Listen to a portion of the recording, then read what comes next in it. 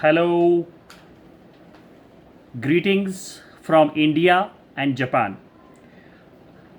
I am Dr. Jagannath Patil, the former president of Asia Pacific Quality Network and also the former president of International Network for Quality Assurance Agencies in Higher Education in Kwahe. Currently, the chairperson of Asia Pacific Quality Register and working with National Institute of Academic Degrees and Evaluation and NIAID QE Japan as specially appointed professor. It gives me a great pleasure to convey my greetings and best wishes to entire fraternity of higher education accreditation in Russia. It is heartening to note that the higher education accreditation system in Russia has completed its meaningful existence of 25 years. The Silver Jubilee celebrations are being arranged to mark this momentous occasion. As we all know, the accreditation is not a very old phenomenon in the history of higher education. The history of higher education or education dates back to the centuries, but the accreditation has emerged on the global scenario very recently. Therefore, it is our responsibility to take forward this nascent, young, and budding discipline to a matured discipline which can contribute to the cause of higher education.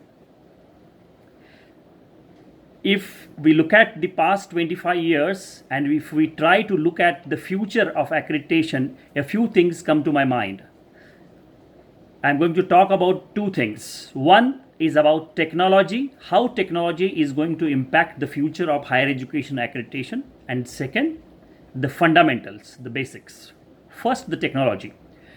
The higher education throughout the world is changing rapidly.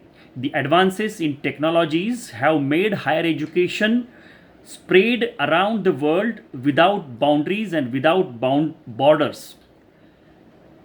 Multiple forms of flexible higher education has emerged, and the higher education has been crossing boundaries now for decades. The new systems like online education resources, then massive open online courses like MOOCs, and very recent advent of micro credentials are changing the game of higher education worldwide. In this era of technology, in this era, what we call as a industry 4.0, in this society, now the higher education accreditation has to also cope up with the changing face and changing pace of higher education.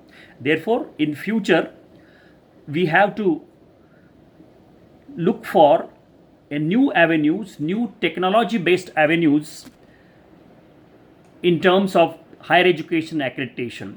Therefore, I think the future of accreditation will be digital. The future of accreditation will be artificial intelligence based. The future of accreditation will be data based.